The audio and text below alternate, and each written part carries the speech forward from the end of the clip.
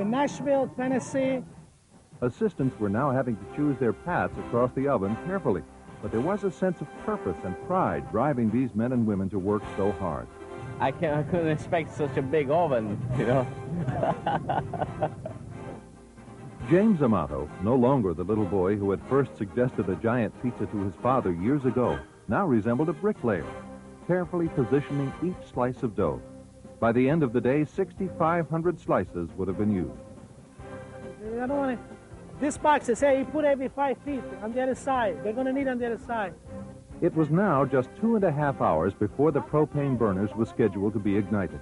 The pizza was on time, yet Lorenzo was pushing harder and harder. Well, it seems like we're going to make it. But I got to keep on pushing these people, otherwise we will not make it. Pizza men were now working to expand the pizza to the edges of the oven. Each slice now had to be cut to fit the curve of the giant aluminum circle. Well, I didn't expect it to be like this, to tell you the truth. I expected it more like a, you know, something concoction stuck together. But it's going to be a hell of a pizza. Qua ci vuole cheese ancora, andate più more. Amato took to the air, and from a cherry picker began filling in light spots on the pizza with additional cheese. Lorenzo Amato was the hero of the hour. As the pizza neared completion, Lorenzo seemed to be everywhere at once. Back in the cherry picker, spreading pepperoni this time, and then on the edge of the oven with more cheese. So we use a lot of cheese and a lot of sauce, and we're going to make the best pizza ever. And we want to bring the title back to the United States. 6 hours after it began, the last of the ingredients were being removed from the semi-trailer trucks. But the pizza was still far from complete. The edges still needed to be filled in, and cheese was running low. 1, 2, and 3. I want you to go to the restaurant, Cafe de Lorenzo. Cut all the cheese we got. Round it, bring it back. Okay. Get a box. Just go with them. Okay. Listen, you're going to hold the pizza, man. You got it to come back here by 11 o'clock. Okay. You got it 1 hour. Like the pizza, the crowd was continuing to grow.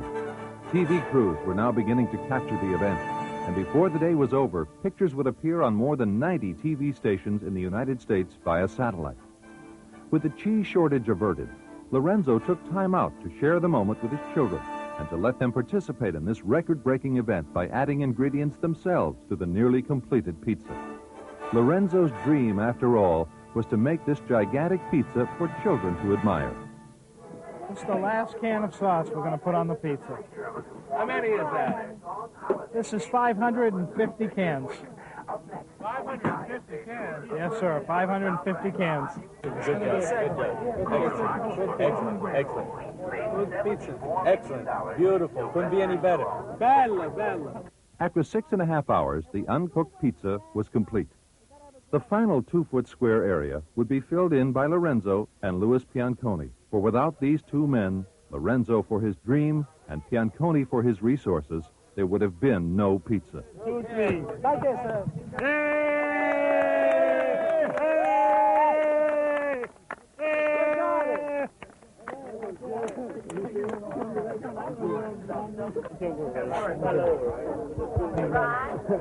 Listen, the pizza still needed some cheeses and spice.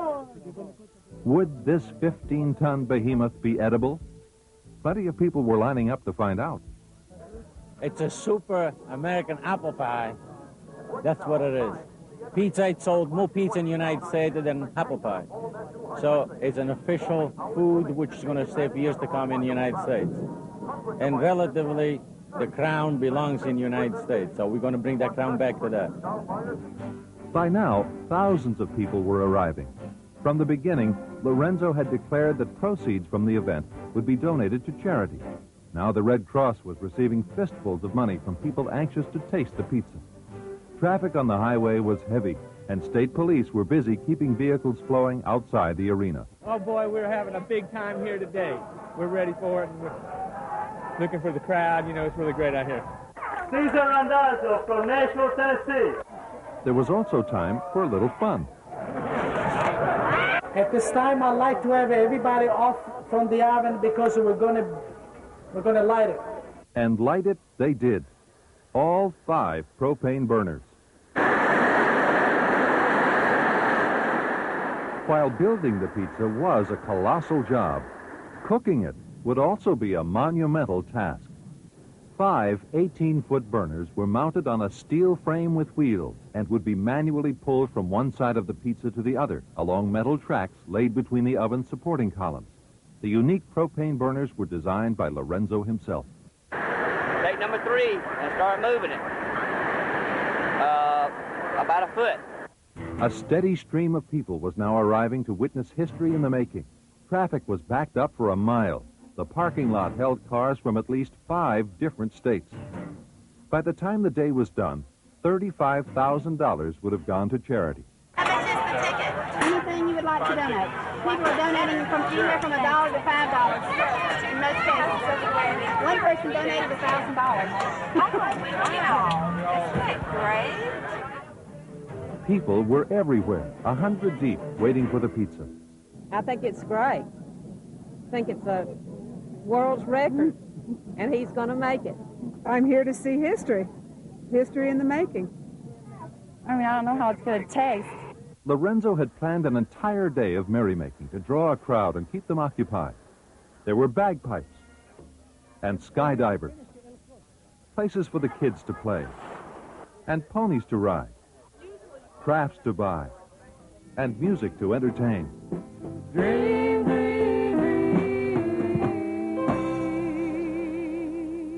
And Lorenzo's dream was coming true. Mother Nature was cooperating, and the pizza was on schedule. The cheese was now visibly melting on the pizza. Heat could be seen rising from the giant oven. Pizza men donned the wooden sandals originally suggested by the National Aeronautics and Space Administration to protect them from the oven's heat. We have a 250 degrees right now, and we're going to reach a 400. He really should be complimented for all this big undertaking. Are you ready to taste it? Oh, sure am. Wait, right. I'm a pizza fan. I'm a pizza fan. That's the reason I'm here. Art Chiodo drove 6 hours to see the pizza, just so he could teach his elementary school class a lesson from first-hand information. Oh, I've got a 4th grade class, and I'm going to try to map out exactly the size of this in the playground for them. And see if they can actually understand the concept of the size of this pizza. Also among the estimated 10 to 15,000 people on hand was Fred Seba. Fred held the distinction of having witnessed Lorenzo's last record-setting pizza in New York in 1978. Just like this one, only it wasn't quite as big. And it was built by about the same way, only it didn't seem as though it was quite this high off the ground. It was now 9 hours since the first pizza men began their preparations in the pre-dawn hours. Local health officials gave the pie the once-over and declared it fit for a king. A pizza king, of course. They've done an excellent job. There's been a lot of preparation and preparing for this event. It's safe to eat? Yes, sir. Very much so. Have you had a piece yet? Not yet. Planning on it in a little while. The first slice went to Amato himself. I think it's all for a great cause, and I think Lorenzo's got his heart in the right place.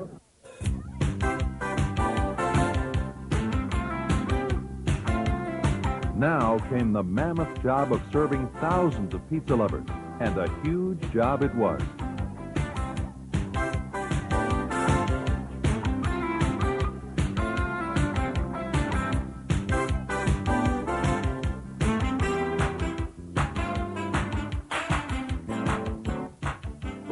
Oh, I think it's real good.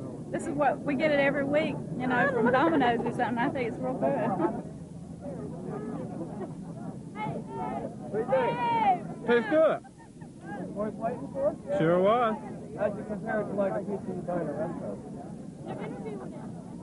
Cheesier. Great. But one task remained. Was this really a record-setting pizza? We now have the official certification for Lorenzo Amato to establish what you see before you as the world's largest pizza. This was going certified by the state of Florida, the Department of Weights and Bureau, Mr. Wayne Paul. This is to certify that the pizza here today has been measured by Bureau of Weights and Measures.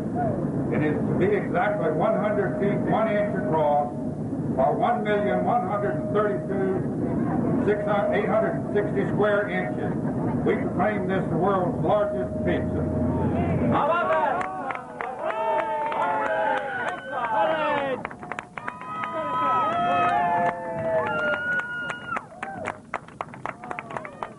Victory was complete. The labor of love was over. Lorenzo was once again Pizza King. There's a Bobby Delchuk. Some people say, so what are you doing for? Look at this. This is an achievement that money cannot pay. I'm glad, I'm pleased today what I did. It's worth it. I think the record belongs in the United States, and we're making sure we're going to keep it. More American than apple pie, this pizza had brought the record back to the country Lorenzo Amato loved so dearly. I'm tired. I've been working day and night. There's been a lot of coordination. I'm happy. I'm very happy inside. If you want me to jump it? Okay, I'll jump it. And for miles around, it seemed everyone was eating pizza.